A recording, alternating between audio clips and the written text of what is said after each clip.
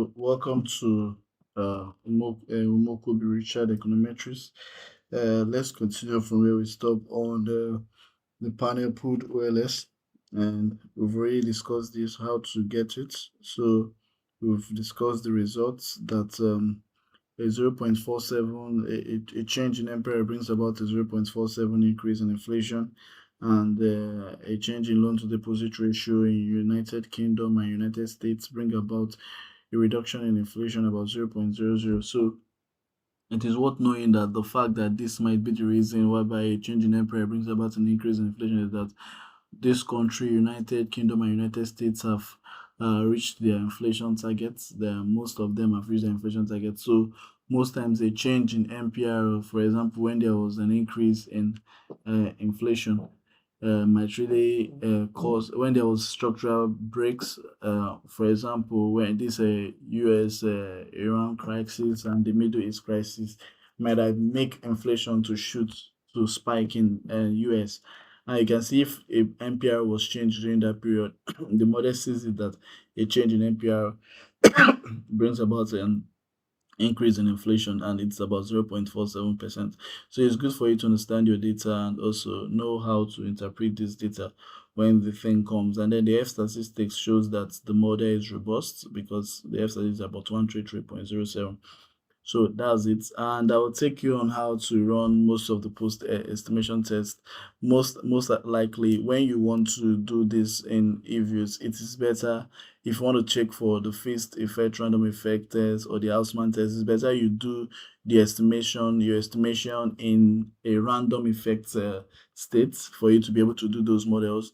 But for this now, and we just used only two countries, UK and US, we will just run the cross-sectional dependency test because the heteroscedasticity test or the serial correlation might not work because they feel like the model is not supposed to report that it's mostly as because the country is number one. There are two reasons. The country is not large. The n large. You're supposed to have a large n, but your country is a small. Just two countries. I'm just using that for teaching. You might add other countries to your own estimation and check for the heteroscedasticity test. It's still the same interpretation. If it is greater than 0.05, there's no heteroscedasticity. And if it's less than 0.05, there's presence of heteroscedasticity. So what we will do now is to test the cross-sectional dependency test to see if the residuals of the UK and US are correlated. And if they are correlated, it means that there's the particular shocks in the global economy affects them. So we'll have to, but if they are not, it means that they have a separate shocks or things that does in the world affect them differently. So I think that's how it is being done. So we just go to view. Okay, let me show you the heteroscedasticity test first to tell you that it might not work. You see they're telling you near singular matrix, and then the next one you can test for the cross-sectional dependency test. Cross-sectional dependency test is telling you, what does it tell you? It tells you that the probability is about 0.00 for either brush pagan, Pascal, and Pesseran CD. So it means that A0 means that there's no cross-section. There's no cross-sectional dependency. And if it is H1, which is your H0 is your null, H1 is your alternative.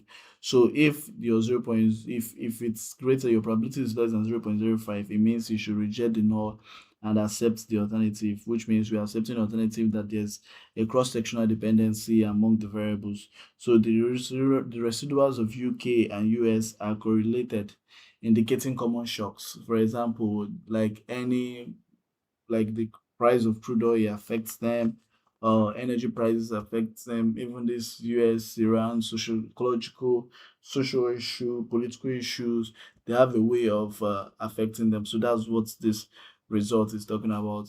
So thanks for listening. Please like, share, and comment. Anything you don't know, you can comment.